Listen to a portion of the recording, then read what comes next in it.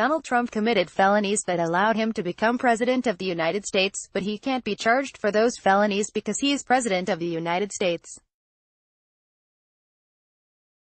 That, apparently, is going to be the position of Trump's own DOJ. It seems a tad problematic, and is likely to get more so, as more evidence of electoral thievery, Russian collusion, and who knows what else comes forward.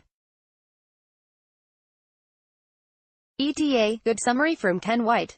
On Friday, federal prosecutors in Manhattan and the special counsel, Robert Mueller, delivered a potentially devastating one-two punch against President Trump.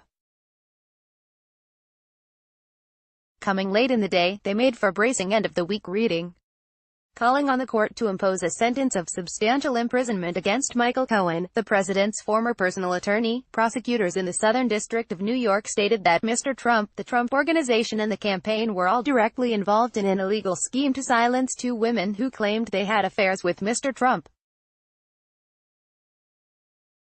Prosecutors wrote that payments made by Mr. Cohen and other actions were taken with the intent to influence the 2016 presidential election and pursued in coordination with and at the direction of individual one, that is, Mr. Trump. The Trump Organization's reimbursements to Mr. Cohen for payments were fraudulently disguised as legal fees, and, according to the memo, were approved by senior executives at the organization. The New York prosecutors also disclosed that they are investigating additional unspecified matters involving Mr. Cohen and, presumably, the Trump Organization. In light of these disclosures, the likelihood that the company and the Trump campaign face charges is now high. Although President Trump may avoid a similar fate because the Justice Department is unlikely to indict a sitting president, he could be named as an unindicted co-conspirator, as was President Richard Nixon, or charged if he leaves office before the statute of limitations runs out, most likely in 2022.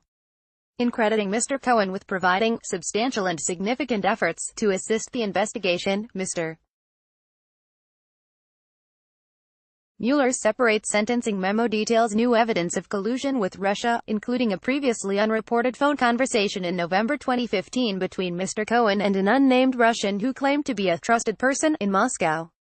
The Russian explained to Mr. Cohen how the Russian government could provide the Trump campaign with political synergy, and synergy on a government level, and offered to set up a meeting between Mr. Trump, then a candidate for the Republican presidential nomination, and President Vladimir Putin of Russia.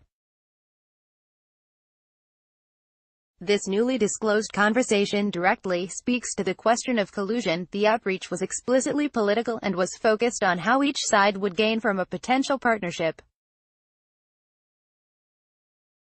Mr. Mueller also notes that Mr. Cohen provided his team with additional information relevant to the core of the special counsel investigation. Share.